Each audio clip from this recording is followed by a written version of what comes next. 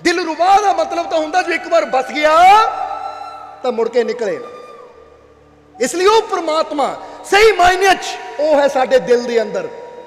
तुहाडा ये शरीर रवे या ना रवे, तुसी चाह के भी उन्होंने कढ़ नहीं सकते। इसलिए तो उन्हें अपना घर हिरदे च बनाया है।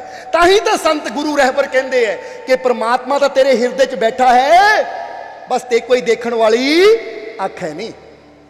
जिदा असीं दसीदा ना, इत्थे भी दसना चाहांगे कि चर्च गए तो पादरी खड़ा था, चर्च गए तो पादरी खड़ा था। जदों चर्च में जाके देखिया तो एक पादरी खड़ा सी, गल च क्रॉस पाया होया है और खड़ा है। चर्च गए तो पादरी खड़ा था, मंदिर गए तो पत्थर पड़ा था। जदों मंदिर जाके देखिया तो पत्थर की मूर्ति पई हुई सी। चर्च गए तो पादरी खड़ा था, मंदिर गए तो पत्थर पड़ा था, मस्जिद गए तो खाली थी मस्जिद। जदों मस्जिद में गए तो उत्थे कोई भी नहीं सी, क्योंकि मस्जिद खाली सी, ना उत्थे भगवान की मूर्ति तो ना कोई पादरी।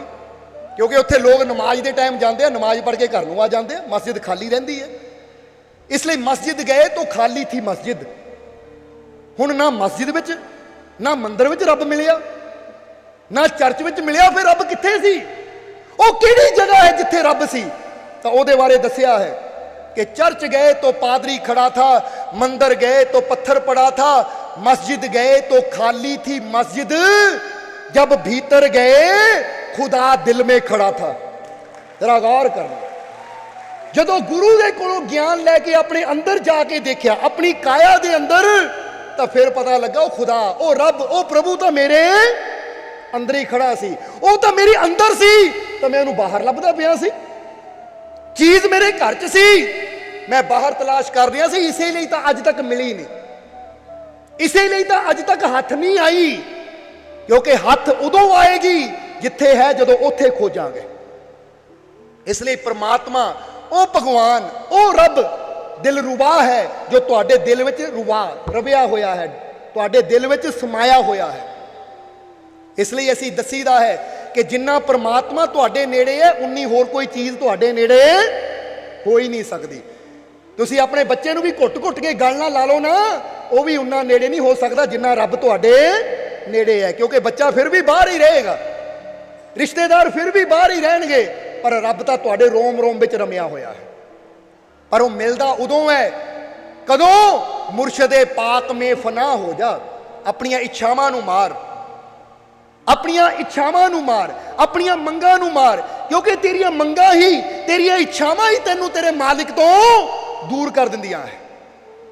जिद्दां इत्थे हजूर दा दिन है, हजूर दे जीवन की एक बड़ी प्यारी घटना दसनी चाहांगे कि हजूर बैठे हुए है, तो हजूर दा एक सेवादार जिहड़ा काफ़ी समय तो हजूर दे दरबार ते रह के झाड़ू सफाई की सेवा करता है, कभी झाड़ू लगा दिंदा है, कभी होर सफाई कर दिंदा है।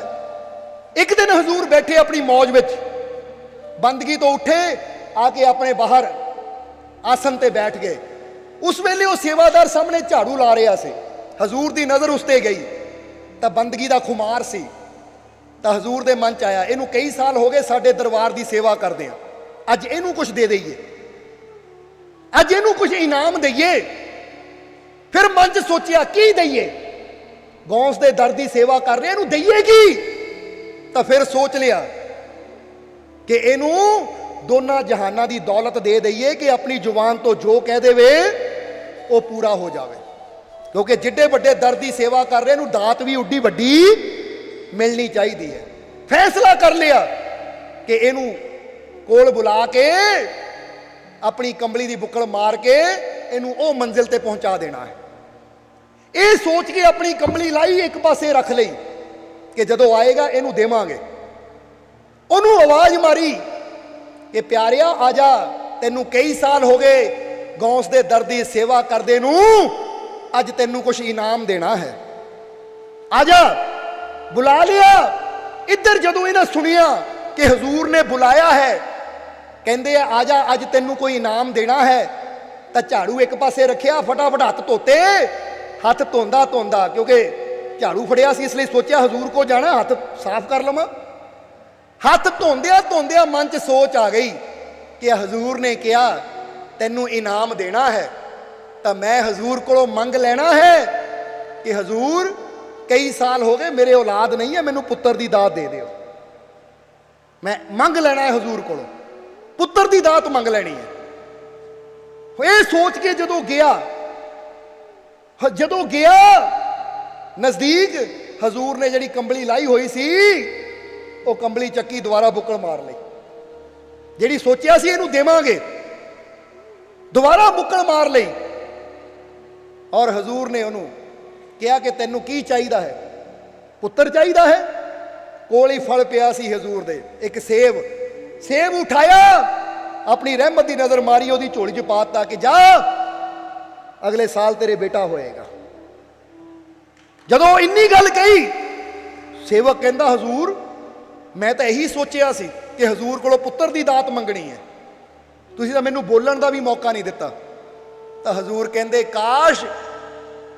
काश तू बोलदा ही ना, तो तैनू की पता सी तैनू की कुछ मिल जाना। कहता बोलदा ना मतलब? हजूर कहते जुबान तो बेशक नहीं तू बोलिया सी, पर तू दिल च तां बोलिया सी कि मैं हजूर तो पुत्र मंगना है। इसलिए कहते ना बिन बोलिया सब कुछ जानदा, किस आगे कीजे अरदास। वो तो बिना बोले ही जानता सब कुछ, कहते अगे अरदास करनी। तू दिल च भी जो सोचदा है उन्होंने खबर हो जाती है, क्योंकि मेरे दिल विच चलदा की है दिल दियां सब जाने। ये तो तेरे प्यार दी ये शान ताइयों जी रहे हैं, तेरे प्यार दी ये शान ताइयों जी रहे हैं। वो गल दिल दी की करनी है, दिल दियां सब जाने। वो तो सब जानता है। जे आ जी रहे हैं ना, असीं श्वास लै रहे हैं, एक दूजे नूं मिल रहे हैं, बोल रहे हैं, खा पी रहे हैं, ते ओदे प्यार दी शान है, ओदी रहमत दा हथ साडे सिर ते, तां ही असीं चल फिर रहे हैं। जे ओदा हथ सिर ते ना होवे, ओ मालिक दी रहमत साडे ते ना होवे, तां फिर तां बंदा एक पल च ही उत्थे ही खत्म हो जावे। ये तो मालिक, ओ निरंकार, ओ परमात्मा, ओदी कृपा है तां ही जी रहे हैं। की बोलना? बोल के हमेशा बंदा आप ही घाटे च रह जाता है। हजूर ने कहा तू दिल च बोल गया सी कि मैनू पुत्र चाहिए, साडे तक पहुंच गया, इसलिए जा पुत्र होएगा। वो बड़ा खुश होया, बड़ा खुश होया। कहता हजूर तुसी मेरे दिल दी जान लई, मैं बड़ा खुश हाँ। हजूर कहते काश तैनू पता हुंदा कि ऐसी तैनू की देना सी, काश तू अपने मन च कोई इच्छा ना कीती हुंदी और साडे को बिना इच्छा तो आ जांदा, तां तैनू ऐसी ओ ताकत देनी सी कि तेरी जुबान तो जो निकल जाता वो पूरा हो जाता है। अज तू साडे कोलों पुत्र मंग रहा, कल लोगों ने तेरे कोलों मंगने सी, तैनू कदी मंगण दी जरूरत नहीं रहनी सी। जदों सेवक ने सुनिया हैरान रह गया कि मैनू एडी वड्डी ताकत मिलने वाली सी, तो मैं छोटा जिहा की मंग बैठा। इसलिए किया जाता है कि अपनी इच्छावां नू खत्म करके अपने मालिक दे दर ते आओ, मंगा लैके ना आओ, क्योंकि हो सकता वो मालिक तुहानू कुछ बड़ा देना चाहता होवे तो तुसी छोटी जी मंग लैके आ जाओ तो छोटा लैके चले जाओ। वो देना सानू बड़ा चाहता होवे तो असीं लैके छोटी जी चीज चले जाइए। इसलिए मुर्शिदे पाक में फना हो जा, यही गल मालिक नू कहो कि हुण मैं फना कर दिता अपनी इच्छावां नू, फना कर दिता अपनी मंगां नू, हुण मेरी कोई मंग नहीं, कोई डिमांड नहीं है मेरे मालिक, जो तेनू ठीक लगे ओ मेरी झोली पा, क्योंकि तेनू बेहतर पता है कि मेरे वास्ते की उचित है। मुर्शदे पाक में फना हो जा, बिना मिटे दिल रुबा नहीं मिलता, तू लाख खुदा खुदा कर ए मुल्ला, बिना मुर्शद खुदा नहीं मिलता।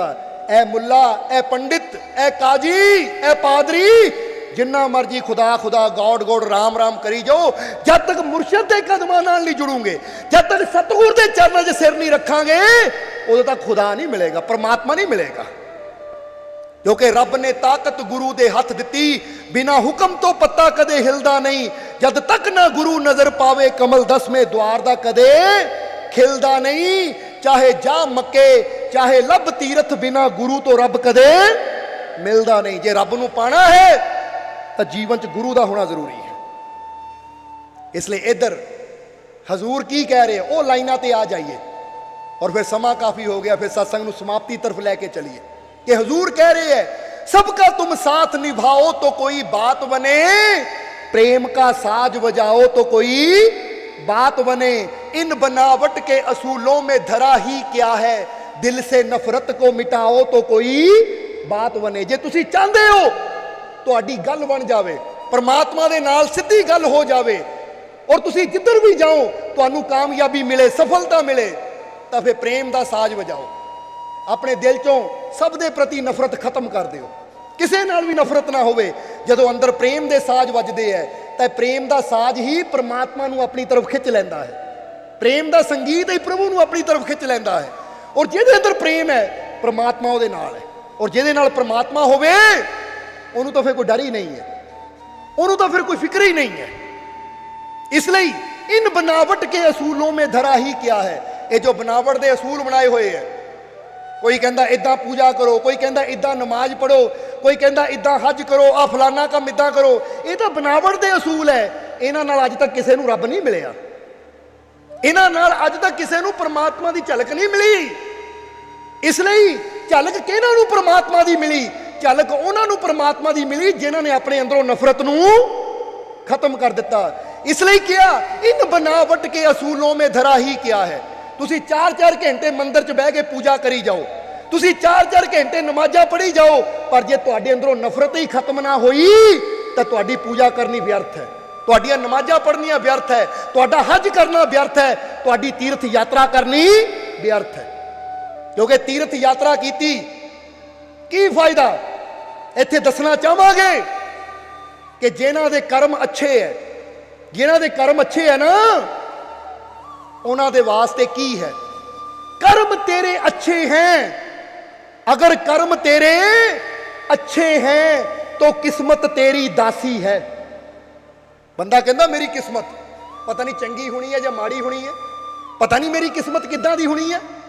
तो ऐसी तुहानूं एक गल कहांगे, लिख लो, अपने दिल ते लिख लो, कागज ते लिख लो, दिल ते लिख लो, पर लिख लो कि तुहाडी किस्मत तुहाडी दासी बन सकती है। दासी का मतलब समझदे हो ना, नौकरानी, कि ऐसी जो कहिए ये नौकरानी वही करेगी, ऐसी जो चाहिए ये दासी उदा ही करेगी।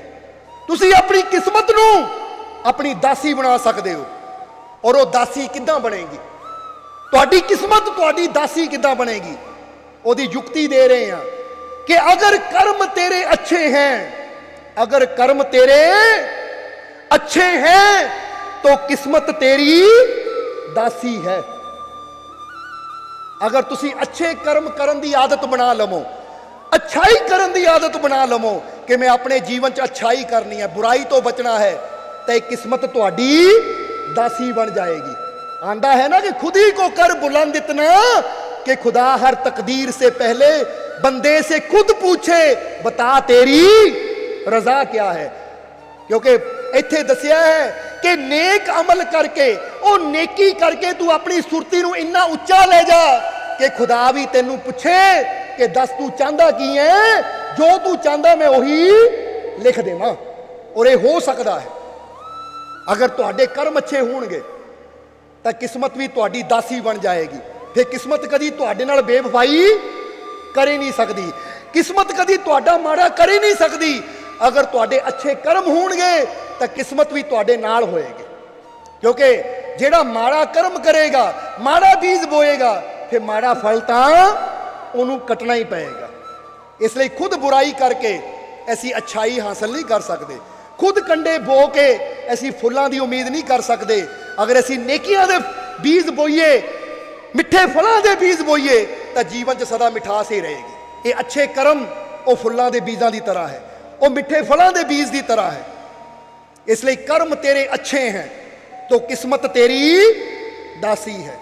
जिन्हों ने अपने जीवन च अच्छे कर्म करना सीख लिया, फिर उन्होंने जीवन च कोई तकलीफ कोई दुख नहीं आता। ये गल याद रखो, कई बार बंदा कहता है मेरी औलाद मैनू सुख देगी, मेरा पुत्र मैनू सुख देगा, मेरी धी मैनू सुख देगी, मेरे भैन भरा मैनू सुख देणगे। तो याद रखो, ना पुत्र तुहानू सुख दे सकते है, ना धीआं, ना भैन, ना भरा, ना मां, ना बाप, तुहानू कोई सुख नहीं दे सकता। फिर तुहानू सुख कौन देगा? सुख देना है तुहानू तुहाडे कर्मां ने। अगर पुत्र ही सुख दिंदे तो जरा गौर करो, एक पुत ओनू मां 9 महीने पेट च रखती है, ਉਹ ਸਵੇਰੇ ਸ਼ਾਮ ਮਾਂ-ਬਾਪ ਦੀ ਸੇਵਾ ਕਰਦੇ ਹੈ। ਤਾਂ ਇੱਕ ਪੁੱਤ ਐਸੇ ਵੀ ਹੁੰਦੇ ਹੈ ਕਿ ਉਹ ਮਾਂ-ਬਾਪ ਨੂੰ ਧੱਕੇ ਮਾਰਦੇ ਹੈ, ਗਾਲਾਂ ਕੱਢਦੇ ਹੈ। ਹੁਣ ਮਾਂ-ਬਾਪ ਨੇ ਉਹਨੂੰ ਵੀ 9 ਮਹੀਨੇ ਹੀ ਪੇਟ 'ਚ ਰੱਖਿਆ, ਮਾਂ ਨੇ। ਇਹ ਤਾਂ ਹੈ ਨਹੀਂ ਕਿ ਉਹਨੂੰ ਕੋਈ ਘੱਟ ਰੱਖਿਆ ਤਾਂ ਉਹ ਗਾਲਾਂ ਕੱਢਦਾ ਹੈ, ਤਾਂ ਉਹਨੂੰ ਕੁਝ ਵੱਧ ਰੱਖਿਆ ਤਾਂ ਉਹ ਸੇਵਾ ਕਰਦਾ ਹੈ। ਇੱਕ ਬੱਚਾ ਮਾਂ-ਬਾਪ ਦੀ ਸੇਵਾ ਕਰਦਾ ਹੈ ਤੇ ਇੱਕ ਬੱਚਾ ਮਾਂ-ਬਾਪ ਨੂੰ ਧੱਕੇ ਦਿੰਦਾ ਹੈ। ਫਰਕ ਕੀ ਹੈ? ਜੇ ਔਲਾਦ ਹੀ ਸੁੱਖ ਦਿੰਦੀ ਤਾਂ ਉਹ ਵੀ ਔਲਾਦ ਹੈ, ਉਹ ਵੀ ਔਲਾਦ ਹੈ। ਔਲਾਦ ਨਹੀਂ ਸੁੱਖ ਦਿੰਦੀ, ਬਲਕਿ ਤੁਹਾਡੇ ਕਰਮ ਅੱਛੇ ਹੁੰਦੇ ਹੈ ਤਾਂ ਔਲਾਦ ਦੇ ਜ਼ਰੀਏ ਤੁਹਾਨੂੰ ਸੁੱਖ ਮਿਲਦੇ ਹੈ। ਜਦੋਂ ਤੁਸੀਂ ਕੋਈ ਨੇਕੀ ਕਰਦੇ ਹੋ ਨਾ, ਅੱਛਾ ਅਮਲ ਕਰਦੇ ਹੋ, ਤਾਂ ਪ੍ਰਮਾਤਮਾ ਉਹ ਅੱਛੇ ਕਰਮਾਂ ਦਾ ਸੁੱਖ ਦੂਸਰੇ ਤਰੀਕੇ ਨਾਲ ਤੁਹਾਨੂੰ ਦਿੰਦਾ ਹੈ। ਪਰਿਵਾਰ ਦੇ ਜ਼ਰੀਏ, ਰਿਸ਼ਤੇਦਾਰਾਂ ਦੇ ਜ਼ਰੀਏ, ਸੱਜਣਾ ਮਿੱਤਰਾਂ ਦੇ ਜ਼ਰੀਏ। ਉਹ ਤੁਹਾਡੇ ਕਰਮ ਹੀ ਹੈ ਜੋ ਸੁੱਖ ਵੀ ਦਵਾਉਂਦੇ ਹੈ, ਤਾਂ ਤੁਹਾਡੇ ਕਰਮ ਹੀ ਹੈ ਜੋ ਤੁਹਾਨੂੰ ਧੱਕੇ ਵੀ ਪਵਾਉਂਦੇ ਹੈ। ਇਸ ਲਈ ਕਰਮ ਤੇਰੇ ਅੱਛੇ ਹੈ। ਅਗਰ ਤੁਸੀਂ ਨੇਕੀ ਕਰਨਾ ਸਿੱਖ ਗਏ ਤਾਂ ਤੁਸੀਂ ਆਪ ਹੀ ਪਾਓਗੇ। ਜੇ ਨੇਕੀ ਕਰਨਾ ਸਿੱਖ ਗਏ ਤਾਂ ਔਲਾਦ ਵੀ ਤੁਹਾਨੂੰ ਸੁੱਖ ਦੇਵੇਗੀ, ਦੁਨੀਆ ਦੀ ਹਰ ਚੀਜ਼ ਤੁਹਾਨੂੰ ਸੁੱਖ ਦੇਵੇਗੀ। ਕਿਉਂਕਿ ਜਦੋਂ ਕਰਮ ਅੱਛੇ ਹੋਣਗੇ ਤਾਂ ਪਰਮਾਤਮਾ ਪੂਰੀ ਦੁਨੀਆ ਦੀ ਡਿਊਟੀ ਲਾ ਦਿੰਦਾ ਹੈ ਤੁਹਾਡੇ ਨਾਲ ਚੱਲਣ ਦੀ, ਤੁਹਾਨੂੰ ਸੁੱਖ ਦੇਣ ਦੀ।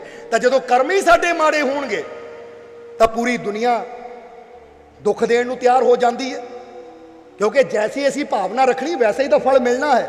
ਅਗਰ ਨਫ਼ਰਤ ਲੈ ਕੇ ਚਲਾਂਗੇ, ਇੱਕ ਸ਼ੀਸ਼ੇ ਮੂਹਰੇ ਮੂੰਹ ਤੇ ਕਾਲਖ ਮਲ ਕੇ ਚਲੇ ਜਾਵਾਂਗੇ ਤਾਂ ਸ਼ੀਸ਼ੇ ਨੇ ਕਾਲਾ ਹੀ ਦਿਖਾਣਾ ਹੈ। ਤਾਂ ਜੇ ਸਾਫ਼ ਸੁਥਰੇ ਹੋ ਕੇ ਸ਼ੀਸ਼ੇ ਮੂਹਰੇ ਜਾਵਾਂਗੇ ਤਾਂ ਸ਼ੀਸ਼ੇ ਨੇ ਸਾਫ਼ ਸੁਥਰਾ ਹੀ ਦਿਖਾਣਾ ਹੈ। ਇਹ ਦੁਨੀਆ ਇੱਕ ਆਈਨੇ ਦੀ ਤਰ੍ਹਾਂ ਹੈ। ਜਿੱਦਾਂ ਦੀ ਤੁਹਾਡੇ ਅੰਦਰਲੇ ਕਰਮ ਹੋਣਗੇ ਅੱਛੇ ਤਾਂ ਦੁਨੀਆ ਅੱਛੀ ਬਣ ਕੇ ਮਿਲੇਗੀ, ਤੁਹਾਨੂੰ ਬੁਰੇ ਤਾਂ ਦੁਨੀਆ ਬੁਰੀ ਬਣ ਕੇ ਮਿਲੇਗੀ। ਇਹ 'ਚ ਦੁਨੀਆ ਦਾ ਦੋਸ਼ ਨਹੀਂ ਹੈ, ਇਹ 'ਚ ਦੋਸ਼ ਤੁਹਾਡਾ ਆਪਣੇ ਕਰਮਾਂ ਦਾ ਹੈ। ਇਸ ਲਈ ਆਪਣੇ ਕਰਮਾਂ ਨੂੰ ਸੱਚੇ ਕਰੋ ਤਾਂ ਦੁਨੀਆ ਤੋਂ ਖੁਸ਼ੀਆਂ ਮਿਲਣਗੀਆਂ। कर्म तेरे अच्छे हैं तो किस्मत तेरी दासी है, नीयत तेरी अच्छी है तो घर में मथुरा काशी है। जरा गौर करना, कर्म तेरे अच्छे हैं तो किस्मत तेरी दासी है, नीयत तेरी अच्छी है तो घर में मथुरा काशी है। ये तेरी नीयत साफ है, तेरा दिल साफ है तो तेनू मथुरा जान की लोड़ नहीं, काशी जान की लोड़ नहीं, तीर्थां ते जान की लोड़ नहीं। क्योंकि जिन्हां दी नीयत साफ है, दिल साफ है, दिल प्रेम नाल भरिया है, वो तो जिथे बैठे उही तीरथ है।